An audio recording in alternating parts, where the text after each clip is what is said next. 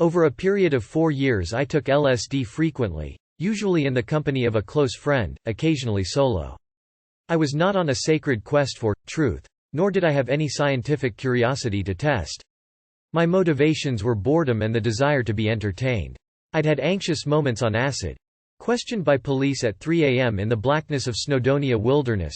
Nausea and paranoia. Terminal depression at lowly self after backfiring tape. Experiment. Really exercise in vanity. What did we expect to hear, erudite scholars? Whether belief was actual or deluded, there was always a semblance of control.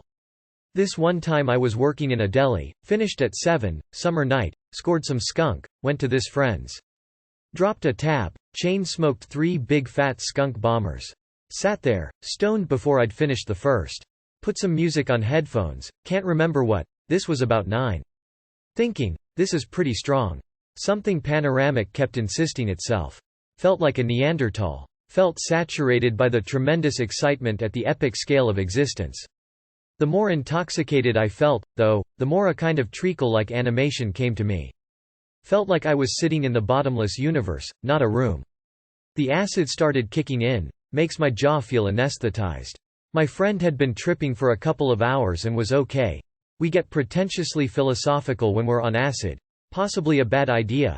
Like navigating white water rapids on a sheet of sugar paper. The conversation must have bent round that way. I really forget the details. Well into the peak I was beginning to feel dangerously overloaded.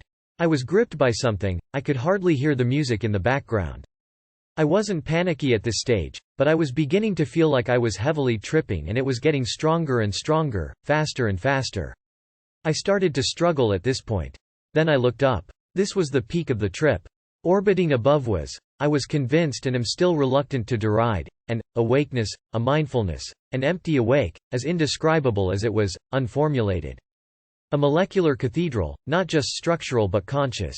It was like watching a vast supertanker come into harbor, silent, majestic, powerful. The secret tapestry, the first amphibian eye, the algorithmic gristle of consciousness. I recall my friend sat at my side, indiscernible, a smudge through a broken lens. He must have stood up and decided to turn on the lights. At the instant the lights came on I panicked, horrifically. I don't really know what happened. In my sensitive state, the sudden influx of visual input, I don't know. I was hosed down with alarm.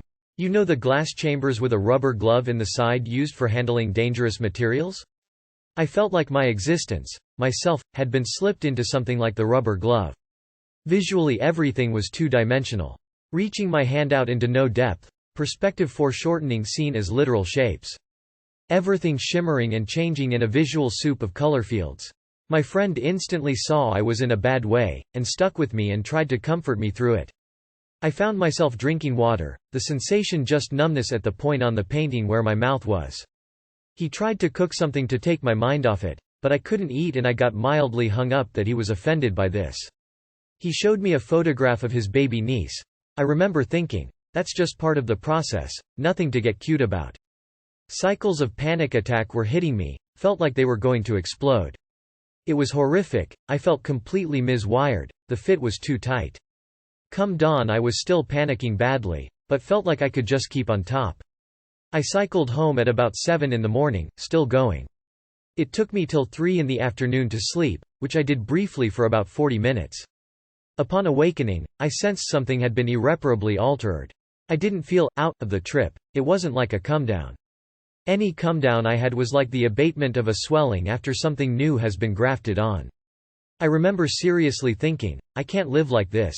For the next 6 months I was plagued by panic attacks. They'd seize me anywhere, and anything would set them off. If I stared at anything for long enough I would panic.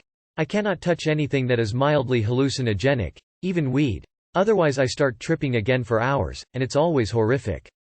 Thinking about acid now. Surely, it's a tool, a means to reveal that there are other ways of thinking and examining perception.